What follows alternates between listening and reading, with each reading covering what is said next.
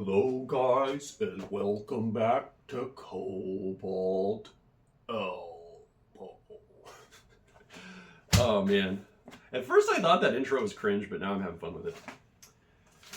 I am here to share with you guys my 1 month strength progress update. This is a follow-up to my How Strong Can a Guy Get in 2 Months video. We're exactly 1 month away, 1 month out from that video, so I figure I would share my progress and see if my projections were accurate. This has been the best month of training that I think I've ever had, like strength training wise.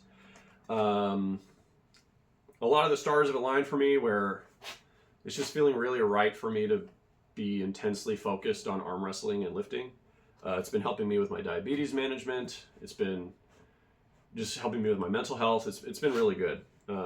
I've been just living a lot better since I started this plan. And that was the goal. I created this plan for myself. I made these videos to kind of like force myself into, living it. Like, it would be embarrassing if I made a How Strong Can a Guy Get in 2 Months video and then I just failed to follow the program and have nothing to show. So I've been really motivated to like meet my projections and live as best as I can so I can get as strong as I can.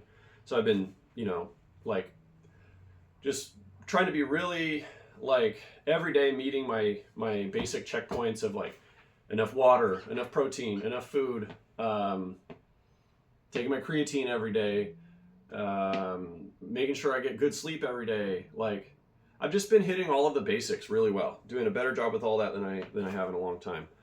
And so as a result, I've got some pretty dang good progress to share with you guys. Little refresher, my program is real simple. 2 main workout days. Day 1 is overhead presses and curls with a barbell. Day 2 is pull-ups and push-ups with weight added on a 3x5. That's it. Just like taking starting strength logic of like do a 3x5 linear progression, but applied to upper body compounds rather than lower body compounds. It works pretty good. So my barbell curl went from 107 to 120. That's a 12% gain. My press went from 75 to 90 pounds. So that's a 20% gain. Wrist curl went from 33 to 40 pounds for a 21% gain. My pull up went from plus 17 pounds to plus 25 pounds, which when you account for my body weight is a 4% gain. And my push up went from plus 25 to plus 45, which again, body weight accounted for is a 9% gain. And lastly, my pronation lift went from 70 pounds to 80 pounds for another 14% gain. So the average across all of my main lifts that I've been focusing on has been a 13.333 repeating, of course, increase in strength, which coincidentally, I've done 14 workouts. So that's basically like 1% per workout, which is on track with most powerlifting programs and what they prescribe for how much you should be growing. So I feel like I did a pretty good job this month, and I'm feeling really good about the results. So another tournament came to my attention, and it's kind of caused me to want to shift my little plan a little bit. Initially, I was just going to run this same program all the way out till Patterson, but I want to get a little more arm wrestling specific because I do think I actually have potential to win Patterson if I get a couple of my arm wrestling specific lifts to a certain benchmark.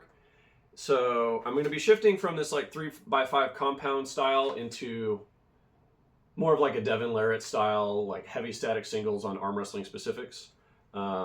I kind of blend a few different pro arm wrestlers programs. I guess you could say I have like a sort of bastardized conjugate system, but basically I like to do the singles every day. Like, that works well for me, and I can regulate the weights well enough that it's not like, it doesn't make me sore, it doesn't cause me problems. So I like to do the heavy singles every day. I like to grease the groove with band work, kind of like Mendigus Terrasitis. So I've got like the Devin Larratt singles, I got the Mendigus Terrasitis band work, and then I like to do volume work like Todd Hutchings. So like I said, kind of like a bastardized conjugate method, trying to blend all of these different pro arm wrestler systems together. But basically it's like going to be heavy singles every day, going up incrementally as it feels right. Band work, just kind of whenever I feel like it, just playing with the bands. And then I'm going to do volume work. I'm probably going to shift these barbell and all these compound lifts from being like 3x5 into being more like volume focused. Yeah, I think that sort of approach, that's going to give me the best shot to be like really peaked for Patterson. I'm going to attend the Calaveras County Fair tournament as well on the 16th. That's going to be kind of like my warm up for Patterson. I'm not going to taper for that. I'm probably going to work out the day before that tournament, honestly. But Patterson, I really want to have a peak for Patterson. So last year I lost in the finals to Daniel Molina on the right hand at Patterson in the 185 class. I figure if I can get the same strength levels that I had on my right arm onto my left arm, then I have a really good shot at winning Patterson, because the majority of people are significantly weaker on their left. So it's like, if your left is as good as your right, and your right is making the finals, then I feel like my left can fucking win the whole thing, you know? That being said, some of the rivals that I smoked in that tournament are lefties. So I gotta be ready for those guys, you know? But anyway, my goal for this next month, take this 1% stronger every month, or sorry, every workout approach, translate it from compounds into specifics, and see if I can just have a really sharp arm for this next tournament. That's my update. That's my strength progress. Yeah, I think that's about all I wanted to share with you guys. Again, just wanted to give you the Cobalt elbow update. See, you know, little progress report on my left arm. Little progress report on whether or not this program I have works. I think it does. I think it's a good plan. I would recommend something like this to a newbie. You know, just utilize the newbie gains that you can get from doing a 3x5 linear progression. And once those newbie gains start to slow down, change it up. But they haven't slowed for me yet. After Patterson, I'll probably go back onto the 3x5 compound lifts and run this same cycle again until the next tournament. So yeah, thank you for watching. I hope that you found something useful from me sharing this stuff. Some of my lifts didn't meet projections, and some of them did. So, you know, I feel like that's worth talking about. Like the barbell curl, that was easy. That every increment, you know, of increase worked. The press, that was hard. You know, like I need to get even smaller increments of weight so that I can not fail reps as I go up on the press. The wrist curl didn't go up as fast as I did, but like the pull-ups, the pull-ups didn't go as fast as I did, the press didn't go up as fast as I thought it would, and the wrist didn't go up as fast as I thought it would.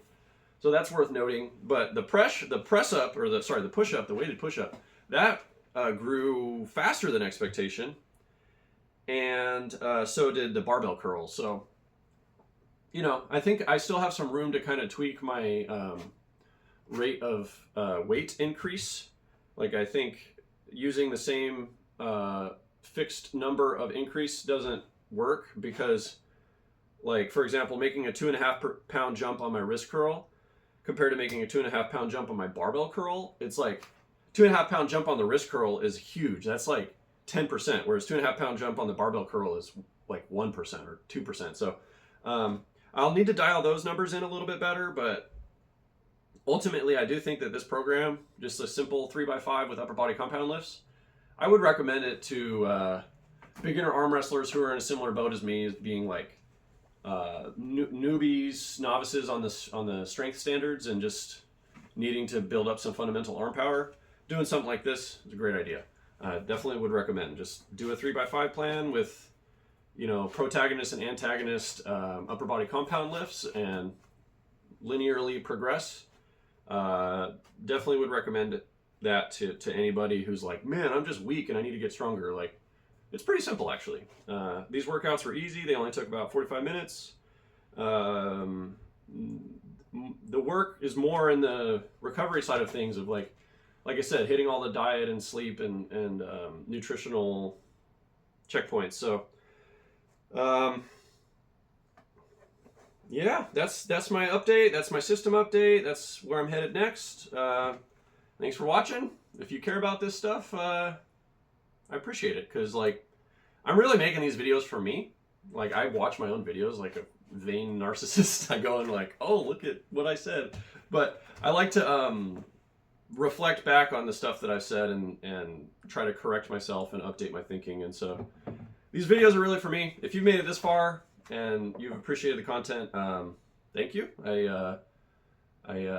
Like I said, I really appreciate the time and attention that folks have been giving to my channel, and I hope that some of the things I've been saying are helpful, or maybe, you know, get you thinking differently or inspire you or whatever. So, yeah, 13% stronger in 1 month, 1% per workout.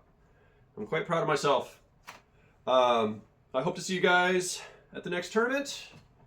Please, if you're a local arm wrestler and you watch my videos, but you don't talk to me, come talk to me.